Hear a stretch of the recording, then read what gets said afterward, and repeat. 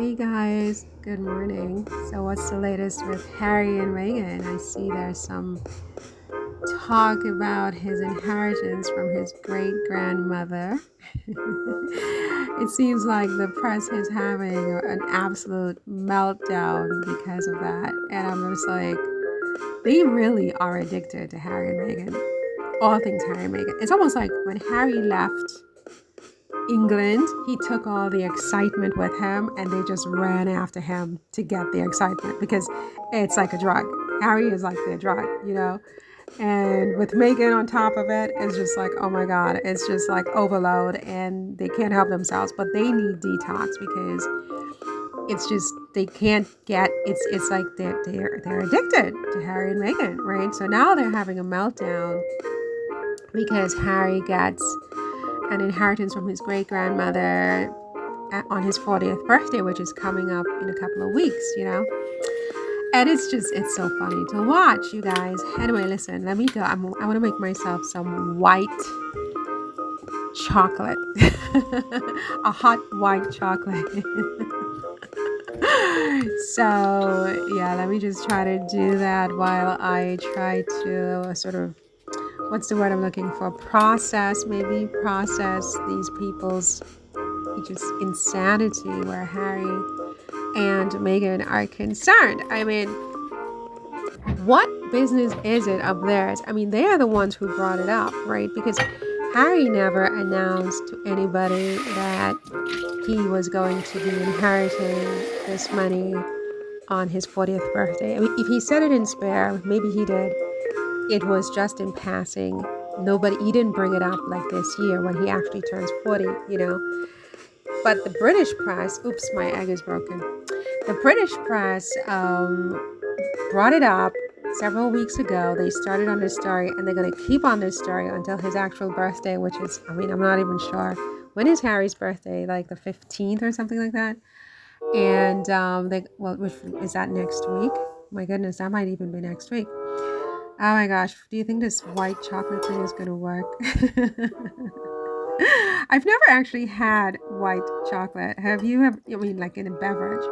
Have you ever had like this white chocolate thingy?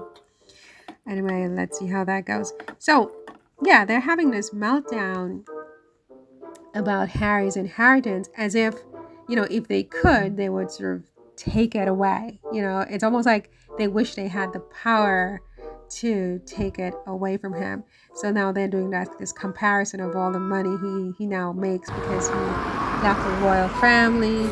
And apparently when he was in the royal family, he was making considerably less than he's making now that he's in Montecito with Meghan, between the inheritance, the book deals, the speech fees. Apparently he and Meghan also make quite a bit of money from speaking fees, which is good for them, right? They're on the speaking circuit.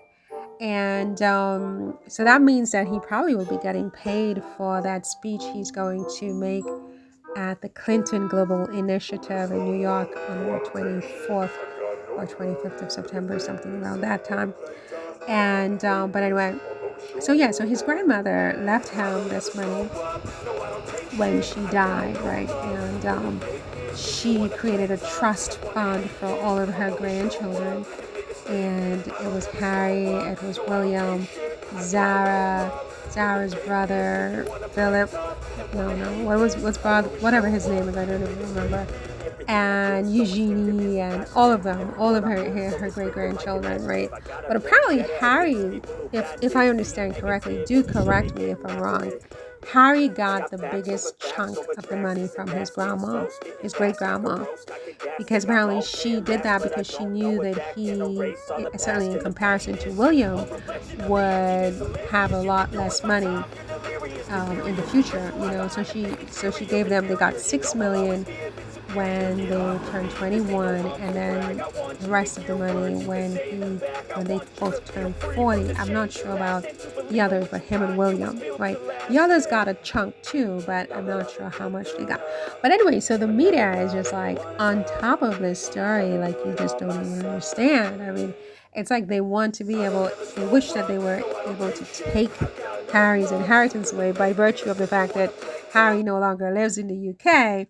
So therefore, he has no right to be enjoying this money with Meghan. I mean, that one of them wrote in a book, one of their carnival of so-called experts. It might have been Tom Bauer or whatever his name is, that Meghan was very disappointed when she married Harry and found out that he wasn't a billionaire.